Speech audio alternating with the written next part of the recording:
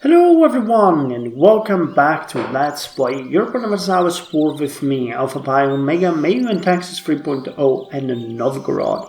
So I hope this session will be a bit more peaceful than the two previous ones, because in one we have fought with Moscow and the second one we have fought with the now disappearing Smolensk and Belozero. And in both cases, a number of our provinces got plundered and people were sad and generally considered this not a good thing. On the other hand, we gained land, and for a republic of our position and with the enemies that we see here, it is very important. So I'm happy to say that we have gained a number of provinces. In the previous episodes, Rife, Muzhaisk and Vorovsk, and we also gained Belozero. Now this should really play into our autonomy.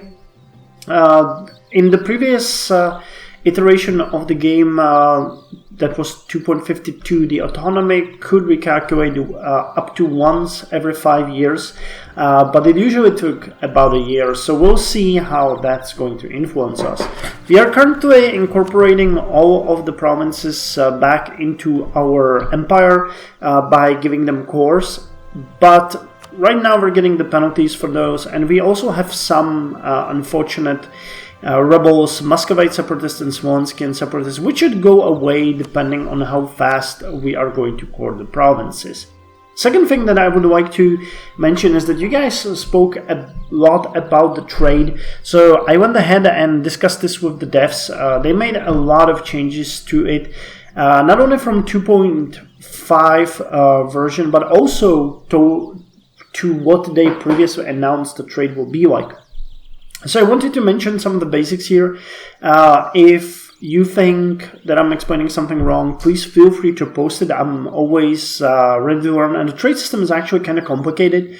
There's a lot of things that goes into it, but I think that I got the gist of it down. So the main idea is that you have the trade nodes, and within the trade nodes you have something called sectors. You can't really see sectors in the game per se, because sector is basically the provinces that one country own in one trade node. So for example, Novgorod currently has two sectors. We have a sector of Rusland and we have a sector of Baltic Sea. I don't think we have...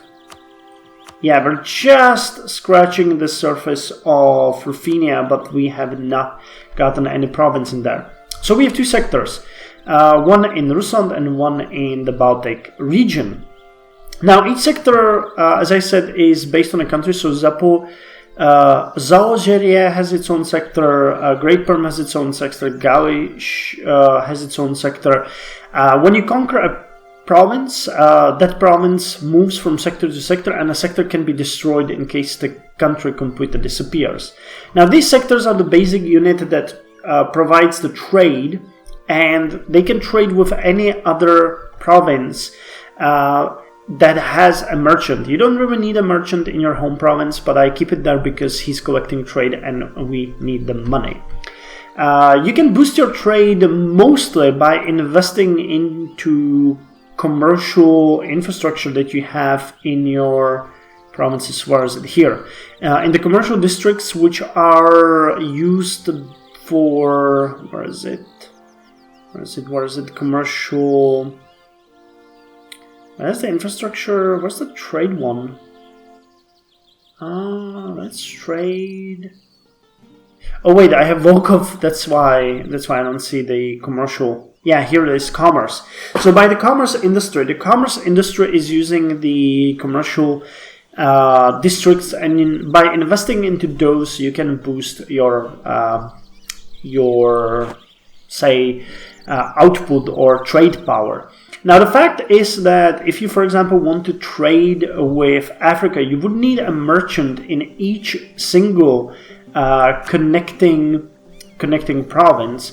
And there's a number of other things like penalties for long routes.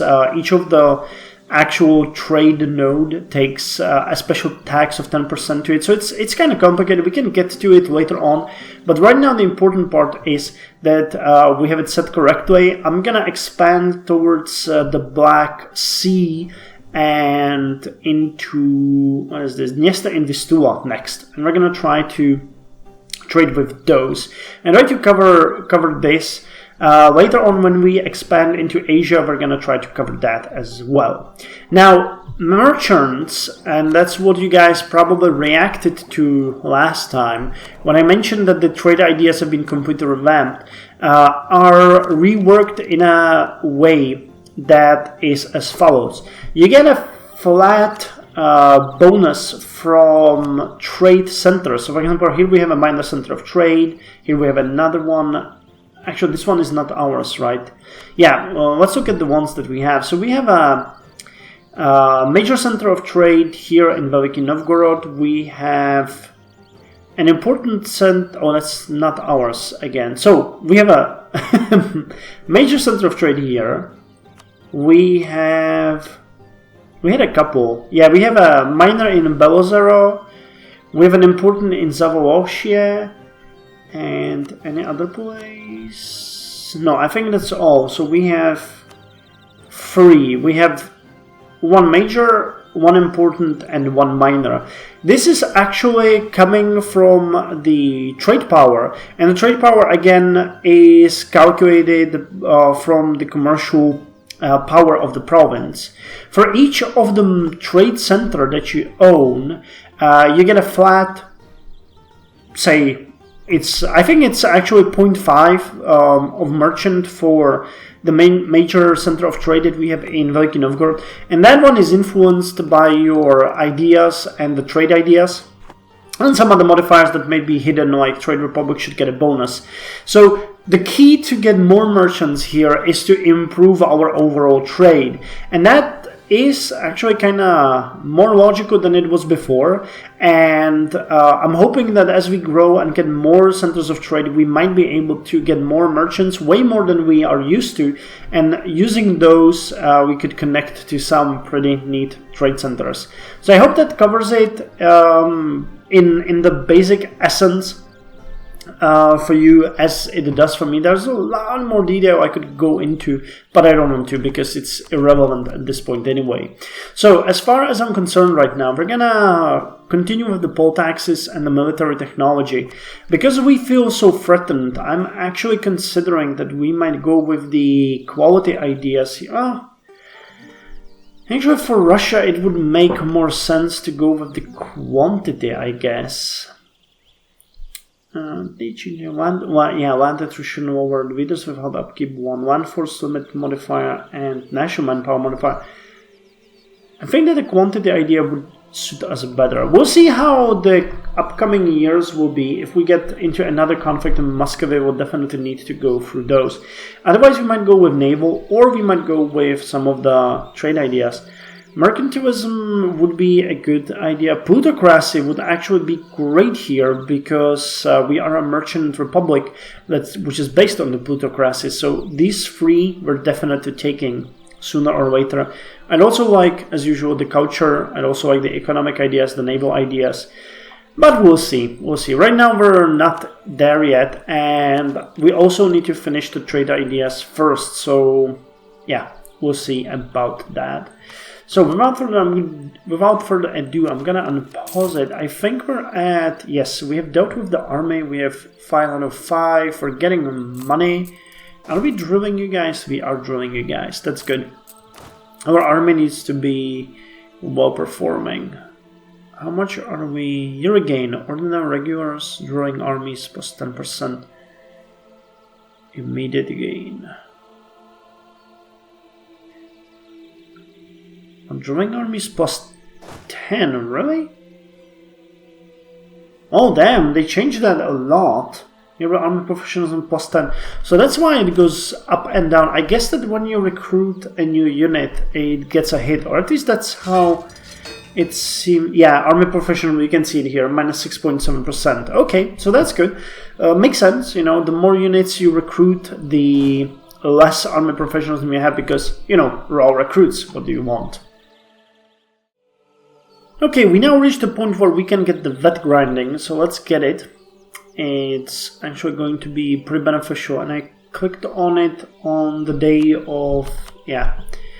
Wow, for 11 years, Yoruba army tradition +1. Wet grinding was a technique used in the manufacture of gunpowder. Distilled spirits were poured over the powder before grinding it together into a paste, which was allowed to dry and then rolled into balls. In this way, the separate components of the gunpowder did not separate during mixing, and the balls resisted moisture and, when crushed, shortly before firing, provided gunners with a pre-measured amount of gunpowder for each shot. All this dramatically improved the ability of armies to manufacture, transport, and use gunpowder safely. Land morale increased by 0.25. So, we gain new provinces, so we're extracting a bit more military power every month, but it's not drastic and it looks pretty good. The next level will be kind of important for us. Combat with military and tactics and infantry shock will all go a long way. Now, I looked around the map a bit. Not much is happening apart from the things that we already knew. Sweden is still fighting the pretender rebels, which I'm okay with. You know, they can have their internal conflict for all I care, as far as they leave me alone. We do have the forts on the border with them, so I feel fairly secure. We could stop them if we needed to, but, you know, Lithuania is here. I'm also happy that we got Lithuania as an ally, because that's going to be quite important for us in the upcoming years. I'm going to use the free diplomat. I forgot that I had a free diplomat to deal with them. Now in Europe, not much is happening. You got Poland here, you got Hungary here, Bosnia, Croatia. As far as the Ottomans go, they have won their first war with the Romans, and they actually took quite a lot of territory from them. So they're reduced to 1, 2, 3, and they should have... No, okay, that's the Philadelphia. So they took Lydia from the Ottomans. Was that a conversion during the war, probably? Because they didn't have Lydia before. Or, I'm not entirely sure about that. Maybe they changed the map a bit. One thing that I actually forgot to mention is that the new trade system gives you quite a lot of actual interesting incentives to get the trade cities, as for example Genoa has now. So if we could get, as a merchant republic, our hands on these trade ports, it would be awesome, because those places can supplement your merchants. So for example, if I had a province, say here in or below Fez, I could skip that place, because that they can trade automatically with the provinces that I have. That's the beauty of the sectors. So they actually made it quite important. Yeah, and they also now have, I guess, inherent bonuses to trade power. Why did you get that? Huh, weird. But you know, that can happen. Oh no! No. Why is the alliance with Lithuania breaking? Historically neutral. Oh no. No. I know you were historically neutral, but don't do that. I'm gonna offer you military access. Should make you like mid-build. Can I proclaim a guarantee? I don't think so when we have... Nope. Okay, offer military access.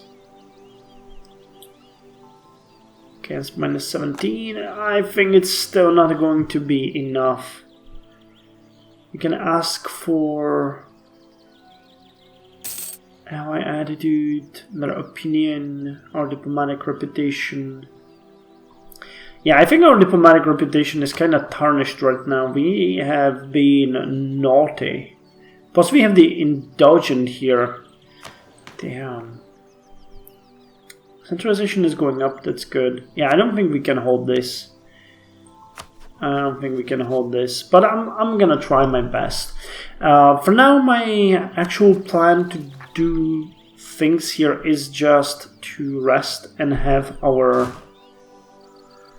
provinces stay nice and secure. You know what? With the possible rebels operating in the area, I'm going to raise this fort and keep it there. Is there a possibility of revolt happening here too?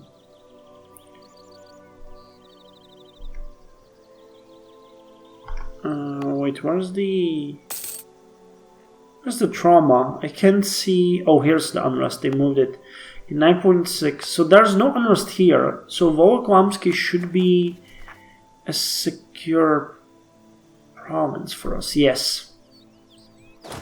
So I'm just gonna move you down here, and you are going to keep your maintenance up in case we need you to suppress any rebel activity.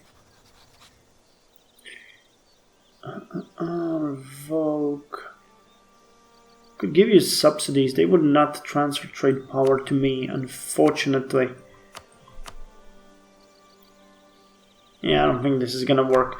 Anyway, so we're losing Lithuania as an ally. That's a bummer, but we'll need to find some other really soon. There were a couple. Starodup, for example, would. But if I'm not mistaken, that's one province minor. Where are you? Okay. Let's maintain the diplomat there for now. Would you be willing to go join my trade league?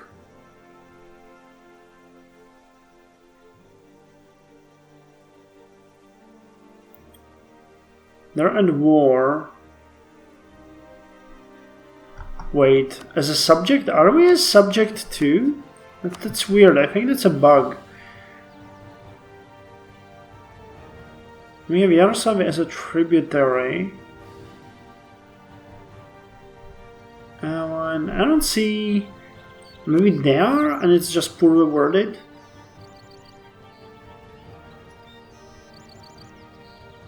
Oh, yeah, they're a tributary state of Nizhny Novgorod. So I could support their independence, but they are happy with Nizhny Novgorod. Okay, no problem. Okay, we get our revolt in Borovsk.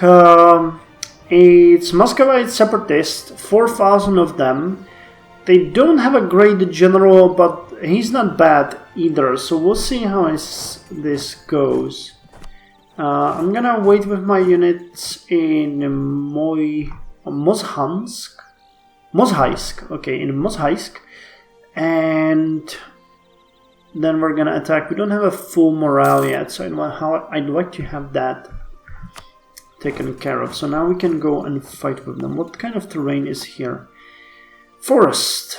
Okay, so attrition combat with is lowered, but I don't think that's gonna matter much at this point. We just got a new technology, so it's possible that we'll have an upper hand. It's gonna come down to the rolls. Okay, so we're starting better. That's good. The shock is good for both sides.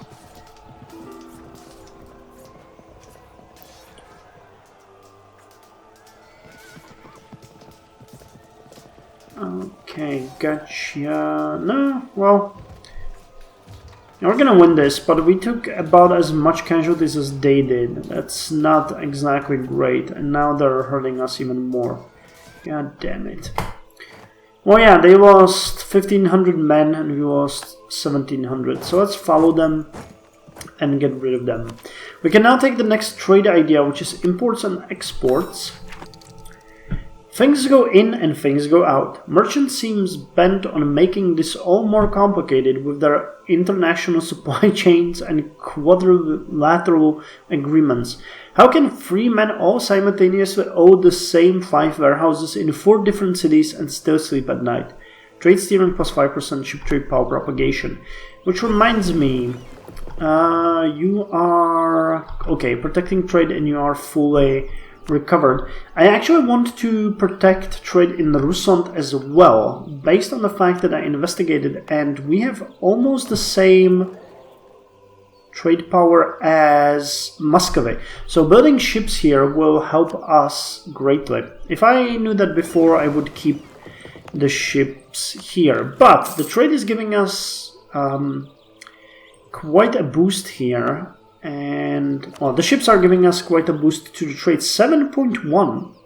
It's actually real, or actually 6.6, and merchant gives us 0.5. So if we have just one ship here, we will have 2 trade nodes under our control. The alliance with Lithuania is still breaking, but not really, as it seems. Okay, so the battle continues here. This time it seems to be a bit more in our favor, though we're hemorrhaging troops again. Okay, they lost 719 troops with 522, and we eliminated them. Good. So, why don't you go to Voloklamsky, and I'm gonna drill you there.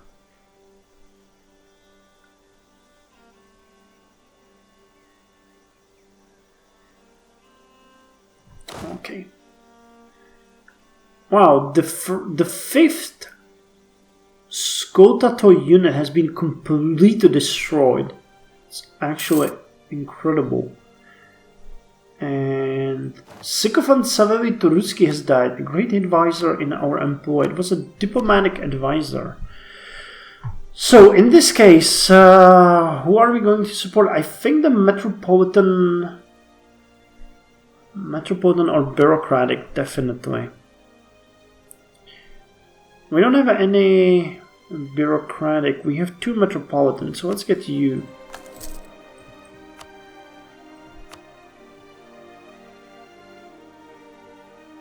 Okay, that should change the balance of forces.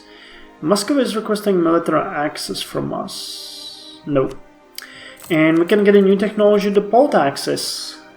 Okay, we'll get a bonus for next 11 years. None. Medieval taxes fell almost entirely on landowners.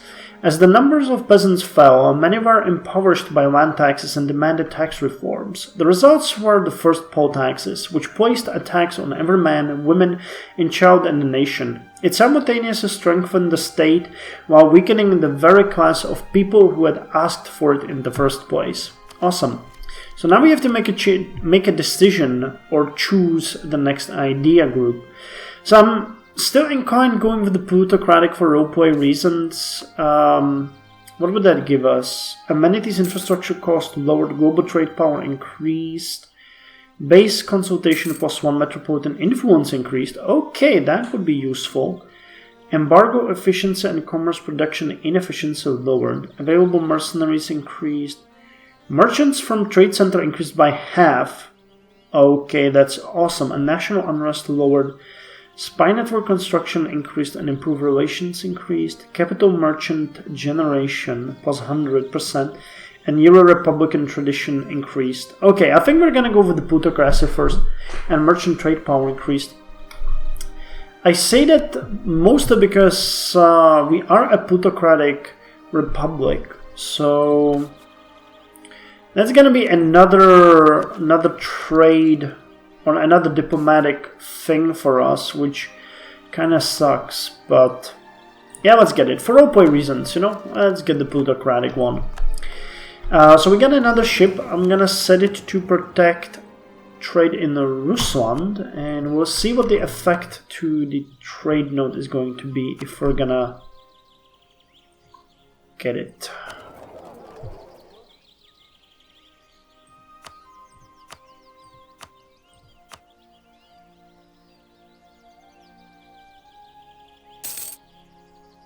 We're just short. Okay, the next ship will deal with that. Burden of taxation, that's fine. We have 115 men each month, that's good. And I guess at this point I don't have anything. I don't think anyone will be willing to transfer trade power to us. I haven't. Where is it? No, actually, Karachev would transfer 18% to us. Our relation with them is not exactly great. You're at war with Lithuania. Oh wow, they're actually expanding really fast. They're also a tributary state under Muscovy, and they're a loyal one. Let's improve relations with them, and when we're done, I'm gonna see how much trade power they would transfer to us. So, here we go again. Muscovy, yet again, declared war on us. And Lithuania has refused to join us, which is just fucking awesome. So we're this alone again, against Muscovy and some other nations. So the strategy will be exactly the same as before. We need to recruit as many troops as possible and just beat the crap out of Muscovy. They're not exactly happy to fight, so hopefully if we manage to beat them a couple of times, we might get a white peace from them. Would they if we... No, they want provinces. There's nothing...